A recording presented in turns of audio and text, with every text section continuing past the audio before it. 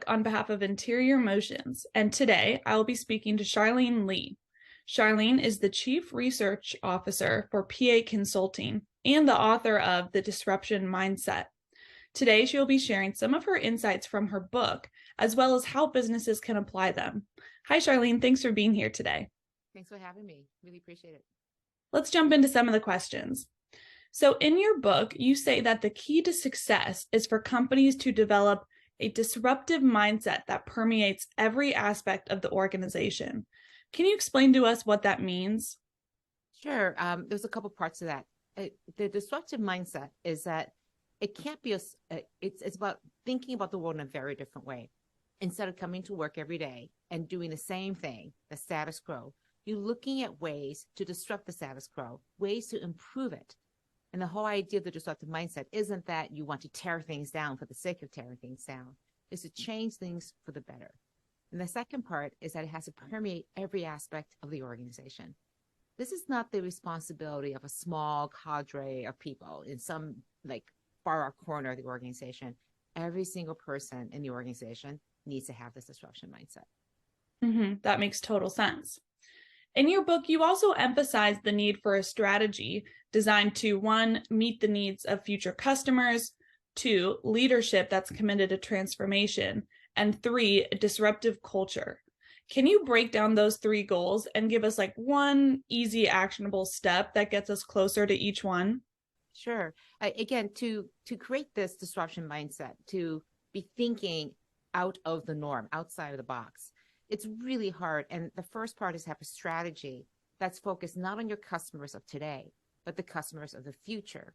Because if you can anticipate where your customers are going to go and then make the changes and take the actions today to get to that future, right at the same time as your customers do, you'll be ahead of everyone else. Because you know what everyone else is doing? They're trying to figure out what your customers are doing today. Right. So you have to figure out and know what your customers are doing today and also in the future. So that's your strategy. And the strategy just says, we're here today. We want to get to that tomorrow. So what does that tomorrow look like? And what are we going to do today to get to that future? That's all strategy is. So that decides your strategy, but it's focused on your future customer. Right. The second thing is you need leadership to drive that strategy.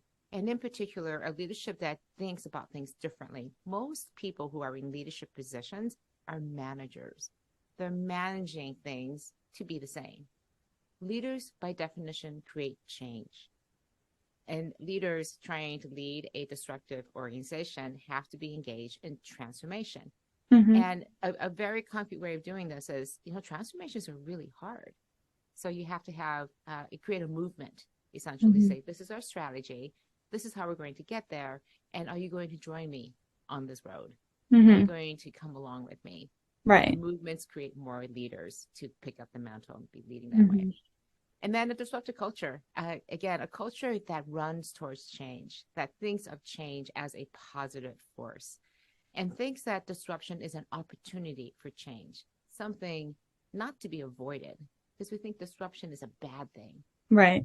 The reality is change is happening. Your customers are going to change, whether you like it or not. And your only question in your culture is to say, do I think about it as an opportunity or as a negative thing? To fight, to put off, to delay as long as possible? Or do you say, wow, our customers want this, let's go give it to them? It's going to require that we change a lot, but we're doing this because we love our customers and want to continue to serve them. Right. Yes. It's a very different mindset. Yes. Thank you for breaking those down. So if you could summarize your intentions for the book in just one sentence, I know this is a loaded question, but if you had to, what would you say? The intention of the book was to change disruption from being a negative to a positive force, to look forward to it, to see it as an opportunity for change. Well said. Well, thank you so much for joining me today and sharing your insights. I know that it can help a lot of people.